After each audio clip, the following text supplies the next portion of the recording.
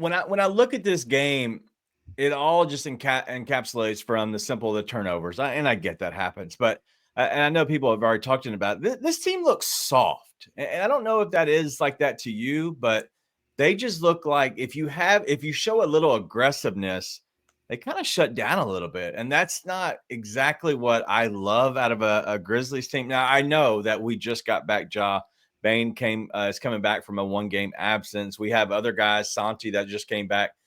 And so I know the chemistry can sometimes be an issue when you get guys back. And I know Ryan has spoken about this many a times, and I've kind of learned over the years, betting wise, but also looking at it from a fan.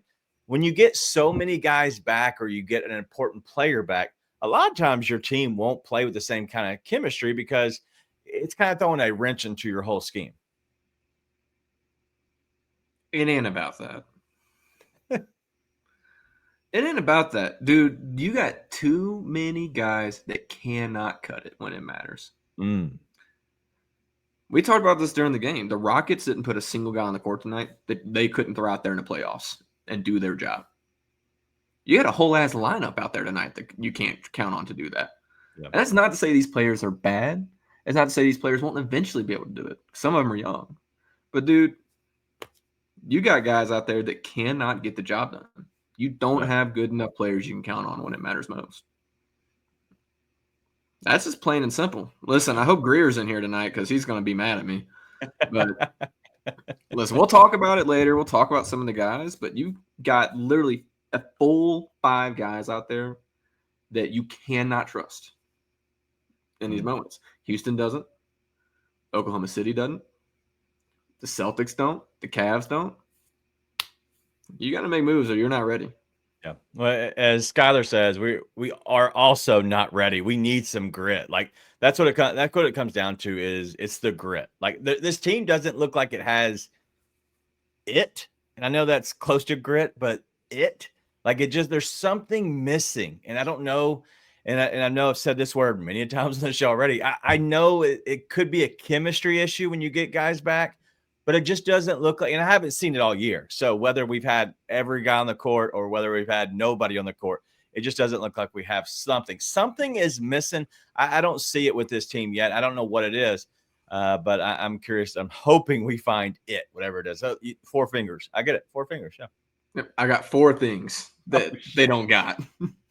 I wrote them down because I was like, I want to write them down when I'm clear of mine. Wait. I want everybody to one, mark the date down.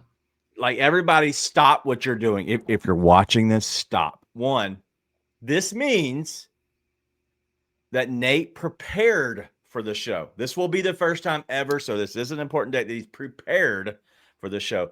2, brought something to it. 3, this is every single show, not made me aware of anything that he's going to do on the show. So Nate, if you don't mind, share us your 4 things. I have my pen and piece of paper ready. Go ahead.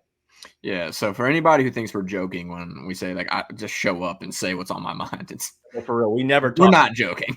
That is what happens night in and night out. But 1, we just your dudes are not good enough.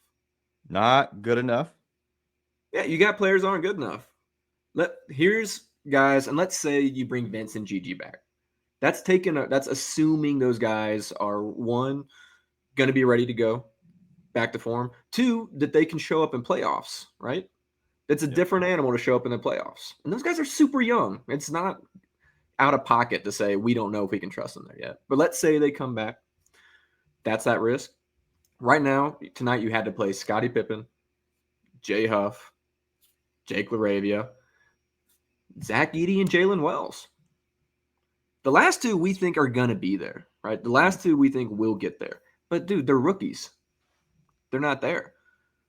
I see people saying Jenkins sucks. Listen, Jenkins overcoached tonight. He contributed to this. But it doesn't matter, dude. You don't have the players to be able to throw in there. Now, should you have a single minute in there without Ja, Jaren, or Bane in a game like that? No. But at the same time, you don't have the players throw in there. All 5 of those guys you could not count on in a playoff game right now. In a heated neck-and-neck playoff game. Yeah. That can't happen. You can't play 5 different guys in a game that you can't count on. Best teams don't do that. So that's point number one. Okay. Edie did have a really rough first half, a little bit of a better start to the second half, but then just, Don't worry. fell off a little bit. Greer's not showing up. Well, I thought Edie, we try and give credit where credit's due. I don't think you can win with him at center right now, right? Again, it's not saying he can't develop, but right now, he did have a better start to the second half, though. Yeah. He made adjustments, which is what you want to see from him. But you can't count on him. And then point number two, well, let's just throw this as a caveat, an overarching point. It's not going to be one of my four. Quit turning the damn ball over, first off. And if it's because of the offense, I got news for you, brother. The offense ain't going to cut it then. So there's point number 5. Sorry. There we go. Quit turning the damn ball over. We got 5 points now. They're growing. Quit turning the damn ball over. Actually, that was one of my 4 points. But it's like such a big point, it should be 2. Quit turning the damn ball over. It's disgusting. It happens every game. Hate it. 3, dude. I've seen other people saying this lately, so I know I'm not alone in this. Desmond Bane's got to be better with his decisions. Like, and obviously he is great shot maker. I think he's clutch. He shows up in the clutch. It's nothing like that. But dude, just little things throughout the game are like old Jaren type of fouls. Man, like that foul on Jalen, it's like that happens a ton. Like once every other game, he's got 2 fouls in the first quarter. Yeah. You can't make decisions like that. At the end of the game, yeah, it might, Art. Trust me, I'm on one tonight. I might have 17 points by the end of it. I might have 20, 1 for each turnover. I might have 20 points by the end of the night. But then you got like those possessions at the end of the game where you're sitting there getting close to be able to like you're really making a run, and Dez throws it away 2 times in 4 possessions.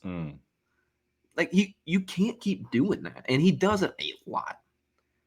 And a lot of times it doesn't show up because they're playing mediocre teams, average teams, and so they win it. But these are the kind of games where it costs you. Yeah. Right? So you can't keep doing that. And lastly, you just need grown men that are dogs. You don't have that.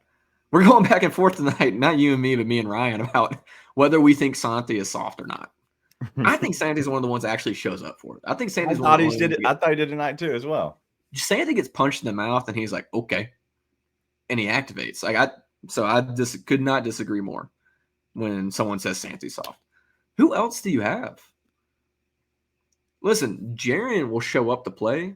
Jaren's not a dog. Not like that. Ja is. Maybe Dez. Yeah. Who else? None of your role guys. Allegedly Marcus Smart, but who knows if he'll ever play basketball for this team again. Right. Dude, you don't have it. You don't have it, and you have to have it. Yeah. You got to have guys that can make the corner shot. Like we're watching Cavs OKC last night, swing to Max Strus. Max Strus nails that shot. You don't have a role guy that can do that. Does not exist. Maybe Santi. Well, I'd say Luke. The problem is Luke offers so much that isn't good to winning. Like I like what Luke does.